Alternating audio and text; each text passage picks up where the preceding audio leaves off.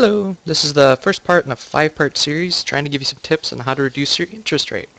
We're going to start with the conventional wisdom. Most of you have heard about paying the highest interest rate first versus the lowest balance. Some argue that the lowest balance is first over the highest interest rate. So this presentation is just going to try and break down and explain why the highest interest rate first actually will save you more money than the lowest balance. As a disclaimer, I am not a financial advisor and so I cannot give financial advice. I am just sharing what I am currently doing to reduce the interest I pay on my credit cards. Your actual results may vary. The initial parameters are we have 3 credit cards, principals of $1,500 and $250, at interest rates 22.9, 17.5, and $19.99. Each has a minimum payment of $25.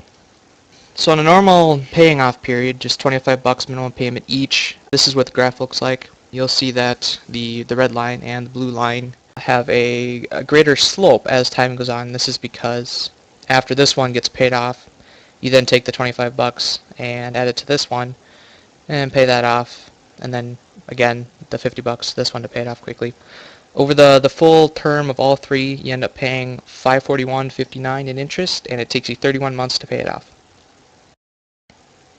And so let's say you have an extra $25 and you want to apply it to one of these credit cards. What method will give you the biggest bang for your buck? In other words, which one will help you pay less interest or pay off the credit card quickest? So in this first example, we're going to apply it to the lowest balance first just to test that theory. Highlighted in yellow there, it's $50 payment instead of the standard $25. And this is what the graph looks like.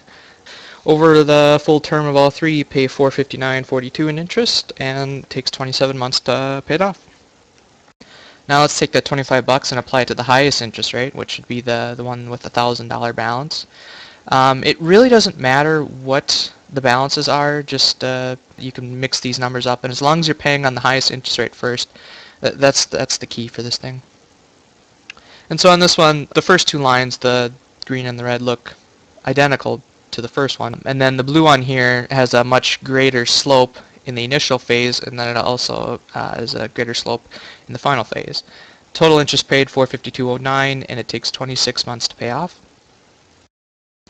So a side-by-side comparison, in the initial with just the minimum payments only, you pay $541.59, 31 months, lowest balance, and the highest interest rate. So comparing the lowest balance to the highest interest rate, you end up saving about $7, $7.40 something. And that's about it. If you do have extra money to pay on your credit cards, pay to the highest first. Now, the reason why it's sometimes recommended to pay the lowest balance first is because you have less credit cards to worry about as time goes on. Quicker, I mean, you still have that with the highest interest rate, but you get that level of achievement saying, yes, at 9 months I paid off the first credit card, and 15 I got the second credit card, whereas this one, you don't get a credit card paid off until 12 months or a year, and the second one's not until about 18 months. Thank you so much for watching. The spreadsheets that I used in these presentations are linked in the description. Please rate and subscribe.